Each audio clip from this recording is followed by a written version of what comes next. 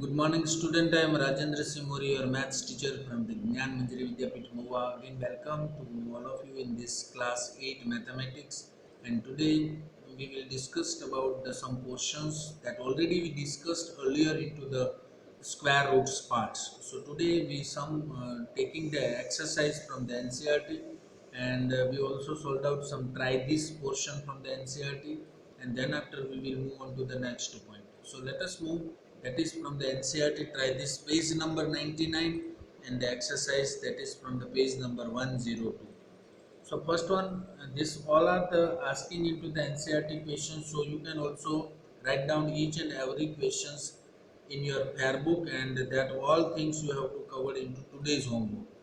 So 11 का square, that is obviously 121 होता है. What is the square root of 121? 121 का स्क्वायर रूट क्या होता है? तो कल हमने जो प्रोसीजर सीखी थी उससे हम उसका बता सकते हैं कि 120, यदि 11 का स्क्वायर 121 है तो 121 का स्क्वायर रूट 11 होगा. तो इसके आंसर में और कुछ देखना नहीं है. सेकंड वन इज 14 का स्क्वायर. सो 14 का स्क्वायर होता है 196. Then what is the square root of 196? The square root of 196 is 14. तो ये vice versa square root and square के बारे में है. So that is the NCERT try this page number 99. Both questions you have to write in your fair book, and जो भी आज के वीडियो में 1 बाय 1 मैं ऐड करता हूँ सभी चीज़ आप अपनी फेयर बुक में एनसीईआरटी के हेडिंग में लिखिए, और वही चीज़ आज के होमवर्क में भी आपको सेंड करना है. Is it clear? So let us move on it. Now the exercise 6.3. So what could be the possible ones digit of the square root of each of the following numbers? तो आपको ये बताना है कि what could be the possible ones digit of the square root of each of the following numbers. So we have four numbers. Among them, first one, the ones digit of the square root of the following numbers would be the following: 9801. So either 1 or 9, क्योंकि उसका जो square number होता है, square root होता है, वो या तो 1 होता है या तो 9 होगा. वैसे ही 99856 है तो इधर 4 और 6 होगा, क्योंकि लास्ट में 6 है तो 4 और 6 होगा. दैट रूल भी already studied into the square. फिर थर्ड नंबर है 998001. सो इधर 1, क्योंकि लास्ट में 1 है तो 1 और 9 में कंसिडर होगा, और लास्ट वन डिजिट है उसकी वंस के प्लेस पे 5. तो the ones digit of the square root of each of the following number. So what could be the possible? तो ये पॉसिबिलिटीज आपको बताइए as per the rule of square number. Square number में जैसे ये सब रूल हम सीखे थे वही रूल हम स्क्वायर रूट में भी एप्लीकेबल कर सकते हैं. तो ये हुई आपकी एनसीईआरटी एक्सरसाइज 6.3. ये चीज़ भी आपको अपनी फेयर बुक में लिख लेनी है, और वही चीज़ आपको आज के होमवर्क में सेंड करनी है.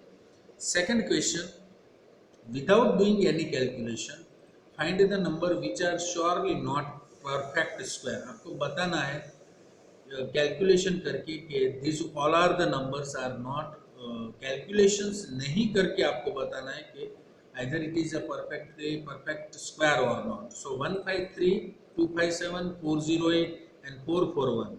So we know that numbers ending in 2, 3, 7 or 8 are not perfect square. Hence we can say the following. हम ऐसे रूल सीख चुके हैं कि 2, 3, 7 और 8 जिसके नंबर में एंड में ये जो नंबर होते हैं वो कभी परफेक्ट स्क्वायर नहीं होता. तो आप देख सकते हैं 153 में 3 वंस के डिजिट पे 3 है तो वो परफेक्ट स्क्वायर नहीं हो सकता. 257 में 7 एंडिंग डिजिट है तो वो भी नहीं हो सकता. 408 8 एंडिंग डिजिट है तो वो भी नहीं हो सकता. और 441 है वो परफेक्ट स्क्वायर है. एक ही परफेक्ट स्क्वायर है आप देख सकते हो लिस्ट में, क्योंकि बाकी सब में तो एंडिंग विथ आइदर 3, 7 और 8 है. और रूल हमें ये बताता है कि कोई भी नंबर की एंड डिजिट यदि 2, 3, 7 और 8 होता है वो कभी परफेक्ट स्क्वायर नहीं बन सकता. तो इसी तरह से ये पूरा पोर्शन में आप देखिए तो only one, fourth one 441, that is only a perfect square. So all number are certainly, बाकी के जो नंबर है वो परफेक्ट स्क्वायर नहीं है. तो ये हुआ आपका 6.3. That is also be included in your fair book and you have to send it your today's homework. Now third one question is that from the exercise 6.3, find the square root of 100 and 169 by the method of repeated subtraction. अब हमने repeated subtraction देखा था, आपको याद है कि हम सभी स्टेप्स को सीक्वेंस ऑफ ऑड नंबर को हम सब्ट्रैक्ट करते जाएंगे। तो आप देख सकते हैं कि 100 में से पहला सब्ट्रैक्शन, पहला ऑड नंबर -1 हम करेंगे। सो 100 में से 1 गया तो 99 हुआ, 99 में से अब 3 को सब्ट्रैक्ट करेंगे तो 96 होगा, 96 में से 5 को सब्ट्रैक्ट करेंगे तो 91 होगा, 91 में से 7 को सब्ट्रैक्ट करेंगे तो 84 होगा, 84 में से 9। ऐसे हम कब तक चलाएंगे? जब तक हमारी वैल्यू 0 नहीं होती। तो जब तक हम सब्ट्रैक्शन करेंगे तो first consecutive 19 number, 19 odd number तक हम जाएंगे तो ऑब्वियसली हमें 0 मिल जाएगा। तो we reach to 0 in 10 step. कितने स्टेप्स हमने परफॉर्म किए? 10 स्टेप। सो 100 का स्क्वायर रूट होता है 10। समझ में आ गया? ये कौन सी मेथड है जो मैंने कल सिखाई थी आपको प्रीवियस लेक्चर में, कि रिपीटेड सब्ट्रैक्शन करते जाओ। बट मैंने ऐसा भी कहा था कि ये चीज़ तभी आपको बोली जाती है तभी करो, otherwise that is a very time consuming method. क्योंकि सब्ट्रैक्शन मेथड से तो कितना सारा टाइम हमारा कंज्यूम होता है। बट हमें पता होना चाहिए कि method of the repeated subtraction is helpful for find out the square root. तो ये हुआ फर्स्ट वन 100 का। ये सभी चीज़ आप अपनी फेयर बुक में लिख सकते हो और वही चीज़ आप भेज सकते हो। सेकेंड वन 169, उसका भी first sum of the couple of consecutive odd number से आपको सब्ट्रैक्शन स्टार्ट करना है। 1 3 5 7 9 11 13 15 17 19 21 23 एंड 23 से आप लास्ट में जब पहुंचेंगे तो आपको कितने स्टेप्स आप मूव कर रहे हो, 1 से जितने भी आपने सब्ट्रैक्शन किए वो कितने स्टेप्स हुए। तो यहाँ पे आपका 169 में 13 स्टेप्स होगा, तो 169 का स्क्वायर रूट होगा 13। समझ में? 100 में 10 स्टेप हुए थे तो 100 का स्क्वायर रूट होगा 10। 169 में 13 स्टेप्स होंगे जो आपको दिख रहा है यहाँ पे आंसर पे। तो 13 स्टेप्स आप सब्ट्रैक्शन के लिए यूज़ करेंगे। जितने स्टेप्स आप यूज़ करेंगे वो स्टेप्स ही गिन लो तो भी आपका स्क्वायर रूट मिल जाएगा। That is example of exercise of 6.3। तो ये चीज़ भी आपको मेंशन कर लेनी है। Now let us move on to the next point.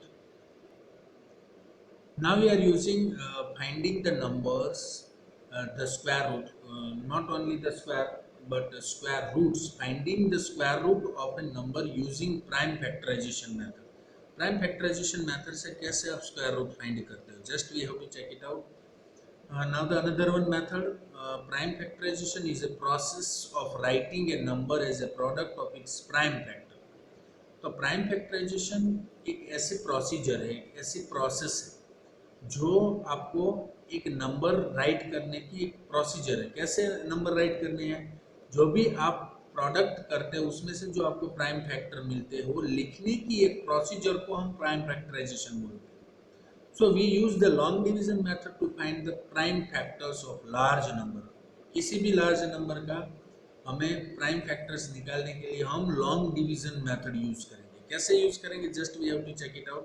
For example, the prime factorization of 980 is, obviously ऐसे हम यूज करेंगे जैसे कि क्वेश्चंस में हम यूज करते हैं। ऐसे 980 को हम 2 से डिवाइड करेंगे तो 490 होगा, 490 को 2 से डिवाइड करेंगे तो 245 होगा, 245 को 2 से नहीं डिवाइड कर सकते तो 5 से करते हैं, तो 5 से डिवाइड करते हैं तो 49 होगा, 49 को 7 से डिवाइड करते हैं तो 7 होगा, और 7 को 7 से डिवाइड करेंगे तो हमारे पास 1 बचेगा। तो हमारे पास 22577, मतलब ये पाँचों 5 नंबर्स का मल्टीप्लाई करेंगे 2 इंटू 2 इंटू 5 इंटू 7 इंटू 7, तो इसका आंसर आता है 980। So we can use this method to find the square root of a number. तो हम उसी को हम स्क्वायर रूट में यूज करेंगे। कैसे? Just we check it out. Find the square root of 144 using prime factorization. Now first question is that find the square root of 144 using prime factorization. So let us move on that procedure first. पहले steps में हमें क्या करना है, find the prime factors of 144. जैसे अभी हमने सीखा वैसे ही हम यहाँ पे यूज करेंगे. 144 का प्राइम फैक्टर्स हमें निकालना है. कैसे निकालेंगे, just we have to check. 144 को 2 से डिवाइड किया, जैसे कि हम स्टार्ट करते हैं ऐसे ही हमें स्टार्ट कर देना है. 144 देन वी स्टार्ट्स विथ 2, 72 2 जार 144, 2 36 2 जार. वैसे ही हम आगे बोलेंगे 18 2 जार 36, 9 2 जार 18, 3 3 जार 9 एंड 1 3 जार 3. ऐसे हम यूज करेंगे तो आपको पूरा कैलकुलेशंस मिल जाएगा और ये हमें प्राइम फैक्टर्स ऑफ 144 मिलेगा.